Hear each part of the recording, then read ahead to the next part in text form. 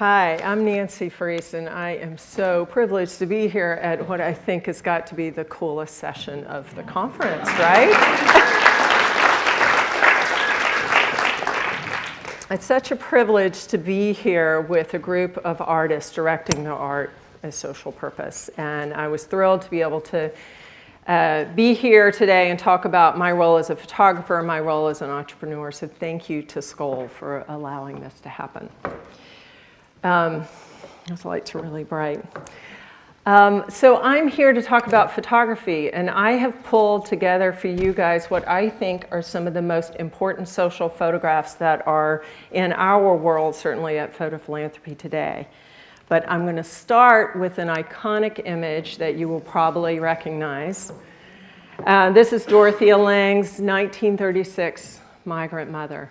And this was part of a San Francisco Chronicle story that was done on behalf of the migrant workers who were forced to relocate during the Dust Bowl days in the American West. And what's important about this image is that it speaks to both suffering and perseverance. And during the Depression, it immediately tapped into an emotional vulnerability that Americans felt about loss and dislocation, and it drove an impulse to help, and it led to a public outcry, which led to funding for the workers in the migrant camps. And I'm showing this image, and it's important for two reasons. One is that it documented the most important social issues of that time, so poverty, dislocation, environmental crisis. But also because this is a deeply emotional image, and we are hearing repeatedly about how art taps into emotion, which drives awareness. And this is an interesting image because you may not have seen this image in 10 or 15 years, but you can remember this image because you remember how it made you feel. And this image also, just to keep in mind, it now is considered iconic, and it's at the Library of Congress.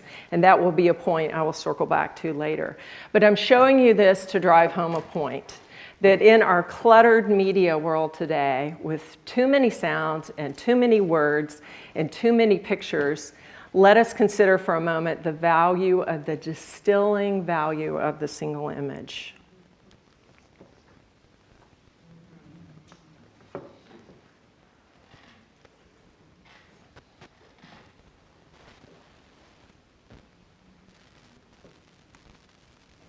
This is an image that was submitted to PhotoPhilanthropy for our Activist Awards a few years ago. It's the Italian photographer Alex Massi. It was done on behalf of the Bhopal Medical Appeal. And he was covering the long-term impact of the Union Carbide leak that happened there in 1984. And I'm showing you this image because it's also an example of the power of photography to bring forth an issue that's probably been largely forgotten, but a very important social issue. This is still considered the worst industrial accident in the history of the Earth.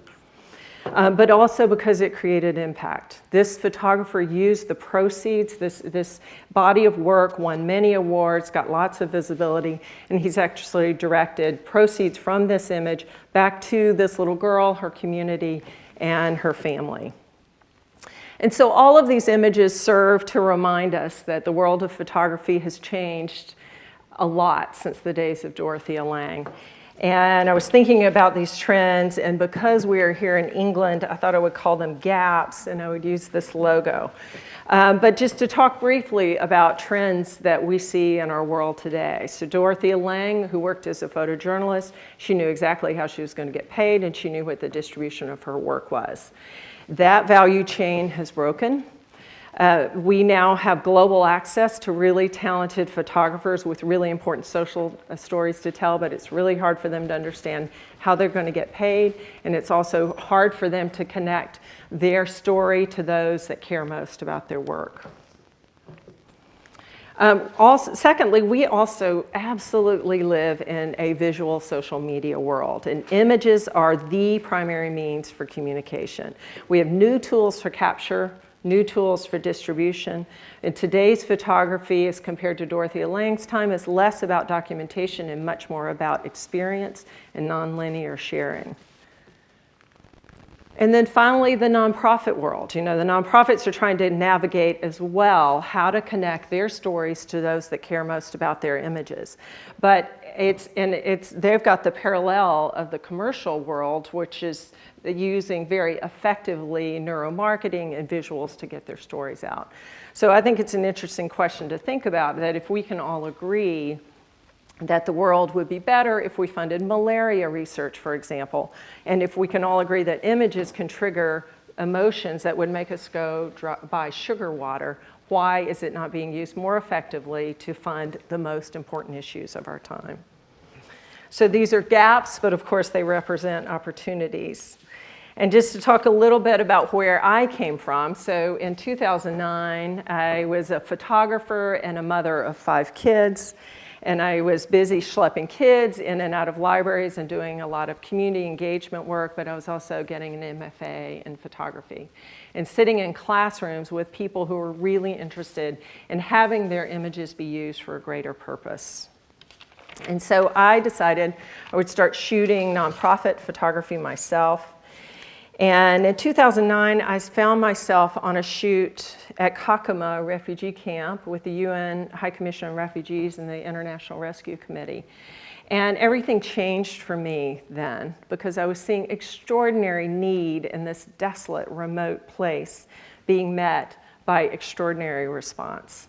And I was really aware that the thing I could contribute was my ability to create visually this story and try to get people to connect to it. But on my way home, I also realized there was something else I could contribute. Like everybody in this room, I'm a networker and I'm a connector.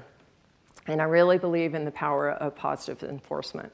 So I decided that I would set up a prize, and I decided to call it the Activist Awards, and reward photographers anywhere in the world that are shooting images on behalf of social purpose and social agencies. And I call that Photography That Matters. And so PhotoPhilanthropy was born in 2009, so we're just not quite 5 years old. And what you're going to see now is a series of images that were submitted to us through the years for this award competition that we have.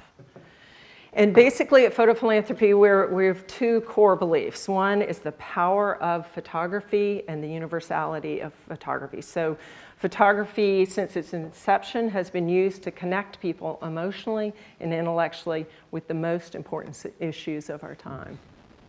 It's also universal, and we're hearing today the power of art, well done, to transcend all languages, all geographies, all economies, and connect us at the core of what it is to be human. That's the power of art. But also, another core belief and recognition is that photography is in a renaissance. It has never been more powerful or more effective as a social tool than it is today. It's achieving traction in the world that it's frankly never had before. And this is obviously something that we can embrace. It's disrupting the traditional photojournalism methods have been disrupted, but social media is actually giving the photographer this, it's breaking down that membrane between the photographer and the people who care most about their images. So that puts the photographer, the photojournalist, in the opportunity or the seat of and the challenge of how to connect their stories, with their audience, but it gives them a lot more power and a lot as a producer and a director of their images. So in 5 years, we are very proud that we have forged new paths for what we call Photography That Matters. And we've evolved into an organization representing hundreds of photographers and hundreds of nonprofits in 88 different countries. And as you can see, we're representing every issue that you can think of. We are interested in pictures of hope. And we also are proud to say that we have a partnership with the Library of Congress. So everyone who submits to our Activist Awards actually gets their images considered for curation by the Library of Congress. In the disruptive media world that we're in, we know that our secret sauce is 2 things. One is quality, quality, quality, and we ensure that with our Activist Awards. And the second is our role as a curator. where online exhibitions and conversations can initiate with images, and then we can invite in NGOs and activists and voices in the affected community so that the breadth of the story gets told in a dynamic way, which we then can repackage and distribute.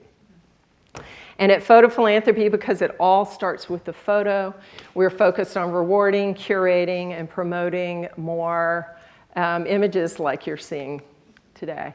So we run our activist awards, we run production grants, and we also are running online distributions and public exhibitions. We're committed to creating visibility for the photographer, for the nonprofit, and for the issue area. So just in summary, I would say, we're a young organization. I just heard recently at the D School at Stanford that in the media world that we live in, it's more expensive to plan than it is to experiment.